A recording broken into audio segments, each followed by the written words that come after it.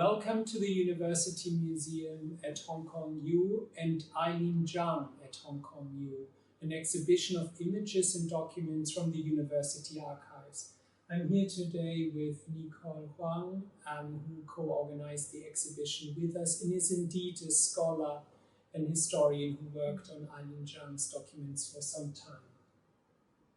Very good to be here, anticipating this year being the 100th birthday of Eileen Chang, and we consider her one of the most illustrious alumni in the history of this university. Indeed, think about Eileen Chang, think about University of Hong Kong. 1930s was a critical decade in the history of this university.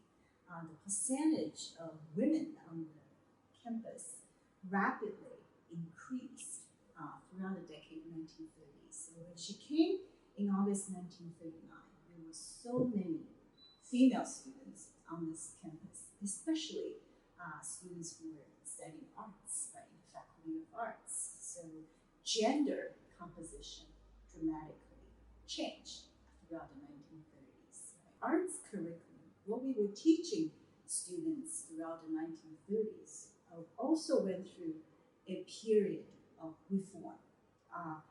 Chinese literature, how Chinese literature was taught, was modernized from 1935 on, when Professor Xu Dishan was hired to lead the Chinese program.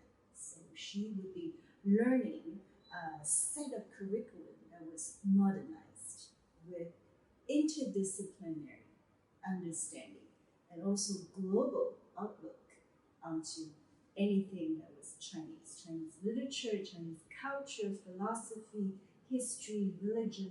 So she would be taking classes in a, let's just say, a very different kind of classroom setting. 1930s, also the war era. From 1937 on, the war efforts were everywhere in the city. So she would be arriving in Hong Kong in the middle of a war effort, right? Because the Sino-Japanese War that was fighting up north, and even though she was a new quiet student, she just wanted to read books, did tons of drawing, but nonetheless, that was the social environment that she arrived in. So through Eileen Chang, we actually gained a window, very precious window, looking into the part of history of this institution from a very interesting light. So much research has been done on Eileen Chang. We know about her childhood. We know about her rise to stardom in May 1942 when she returned to Shanghai. She never finished a degree here. So returned to Shanghai, became an overnight literary sensation. And we thought it was genius. We thought it was a sudden rise to stardom. So there was really not enough to explain why that happened. So I think this part of history that we uncovered with these documents, with these images and documents, helped us understand why she became a literary star. And it certainly wasn't overnight, right? There was a path toward the stardom. And what was on that path? It was University of Hong Kong, right, where she learned as an art student. And more importantly than that was the wartime experience in December 1941. Everything stopped, right? Campus collapsed. And she, along with other HKU students, were deeply involved in the war rescuing effort. Right? She was staying right here in this building, in the Feng Pingshan Library at the time, to participate in the war effort.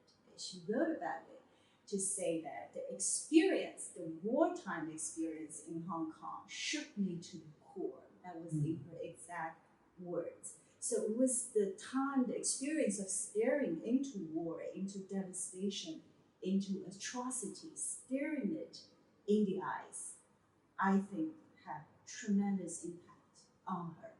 So it's both of those things. So what does University of Hong Kong mean to her?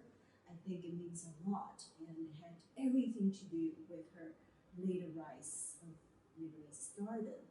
And we don't know enough until this point when we put together this collection of documents. Of course, our work will continue.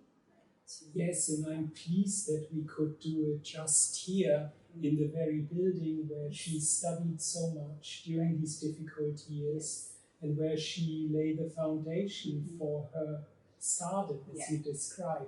Thank you so much, Nicole, for sharing your knowledge with us. My pleasure. Thank you.